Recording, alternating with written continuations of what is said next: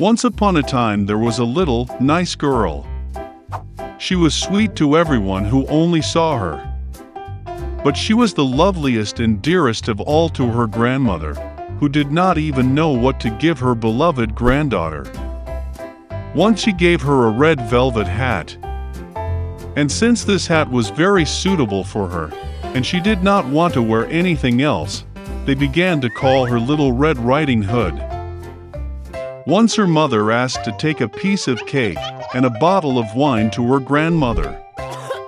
They say that she is both sick and weak, it will be good for her. She ordered my mother not to run away from the road, otherwise she would fall and break the bottle, and then grandmother would get nothing.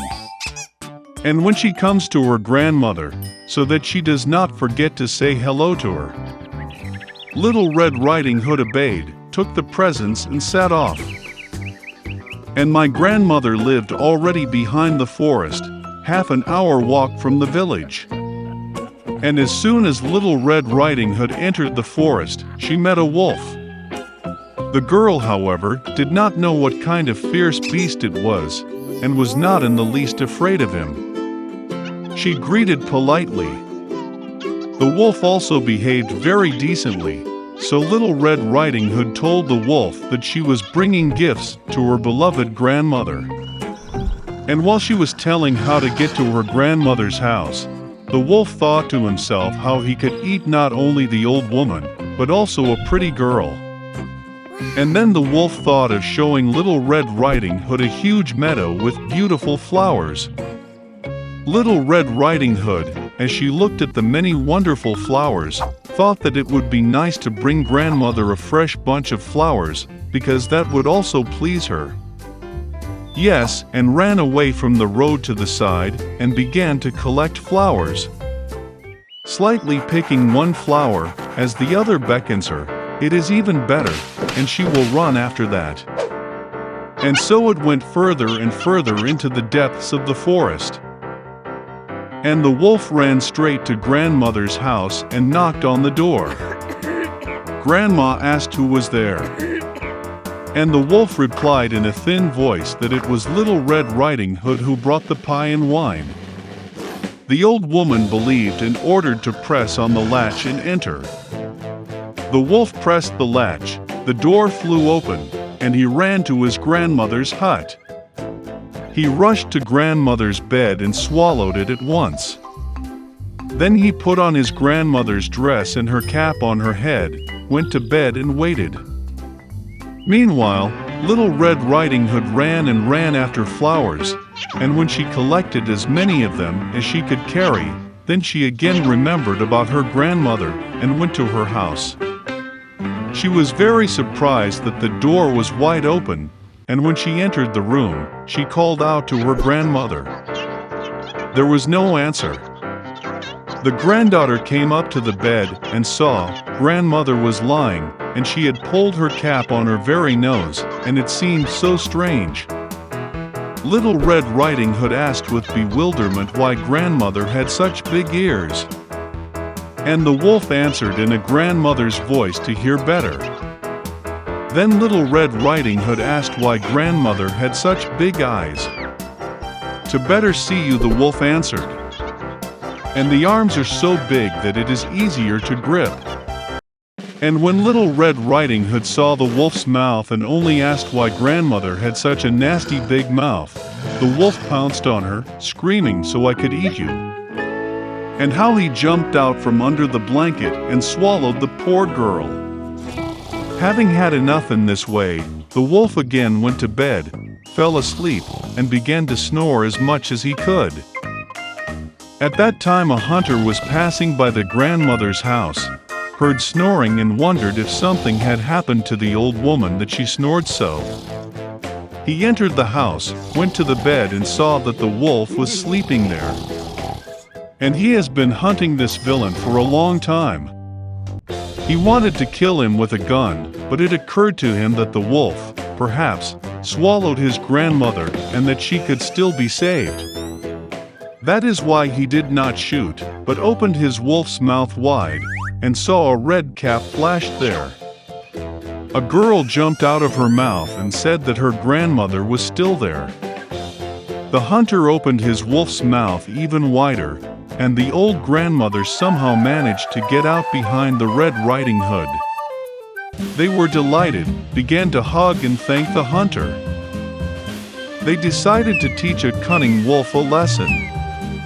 They brought up large stones as soon as possible, stuffed them into the wolf's mouth and belly, and carried him out into the yard. And when the wolf woke up, he saw the hunter, and was about to escape, but could not bear the weight of the stones, and fell to the ground. This delighted all three, while the wolf got up and barely dragged its heavy belly into the dark forest. They never saw him again. This is how they taught the cunning wolf a lesson, and Little Red Riding Hood decided that she would never again disobey Mother's orders. In a kingdom full of happiness and joy, the king and queen lived. They dreamed of only one thing, to have a child. When they had already lost all hope, their daughter was born. She was very sweet and beautiful.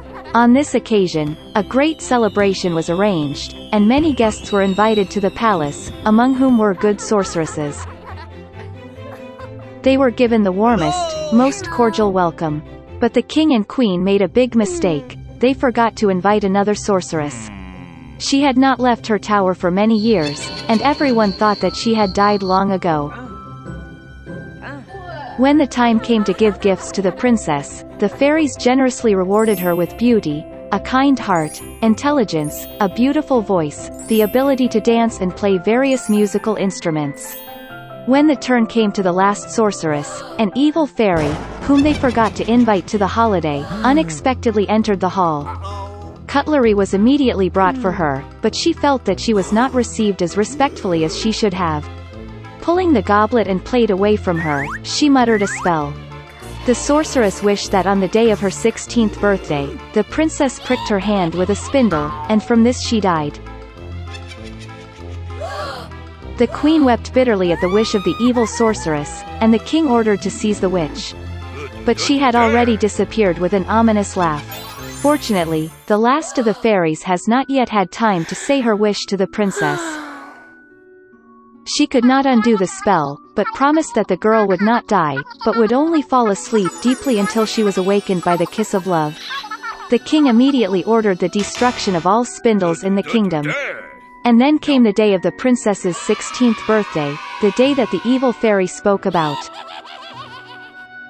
The princess grew up to be a beautiful and kind girl. The king ordered 3 sorceresses to watch over her. Fairies guarded her like the apple of an eye. On this day, the king and queen locked the girl in a room to prevent a terrible event. But the princess did not want to be locked up. Suddenly, a door appeared in the wall of her room, which the girl had never seen. She heard strange sounds outside the door. Burning with curiosity, and not knowing what awaited her, the girl entered her. The door led into a dark room in which a woman was sitting with her back to the princess. She was spinning. The girl had never seen a spindle in her life. She became curious. The princess went to the spindle, touched it, pricked her finger and fell into a deep sleep. And that woman turned out to be an evil fairy who was very happy that her spell had come true. Now everyone called the princess Sleeping Beauty. Upon learning of the misfortune, the kind sorceress decided to put the king and queen and the whole kingdom to sleep until the girl awakens. Soon, such impenetrable thickets of trees and thorny bushes grew around the castle that no one could get through such a thicket. 100 years later, a handsome prince from another kingdom went hunting. Seeing from afar the towers of the abandoned castle, he remembered the old story about the Sleeping Beauty that his parents had told him. And the prince decided to get inside. He struggled to make his way through the impenetrable thickets of trees and thorny bushes. But in the end, the prince approached the gates of the abandoned castle. He walked around the entire castle, and looked into the throne room. There the prince saw the king and queen sleeping. Then, in one of the rooms, he noticed Sleeping Beauty. She was sleeping on a bed decorated with flowers. The prince went to the bed, looked at the beautiful princess, and felt love fill his heart. He could not restrain himself and kissed Sleeping Beauty. And at that moment, she opened her eyes and saw a handsome prince. Hello? The king and queen also woke up, as did the whole kingdom. They were overjoyed. And in honor of the bride and groom, the most beautiful wedding that the world has ever seen was arranged right there. Since then they have lived happily ever after.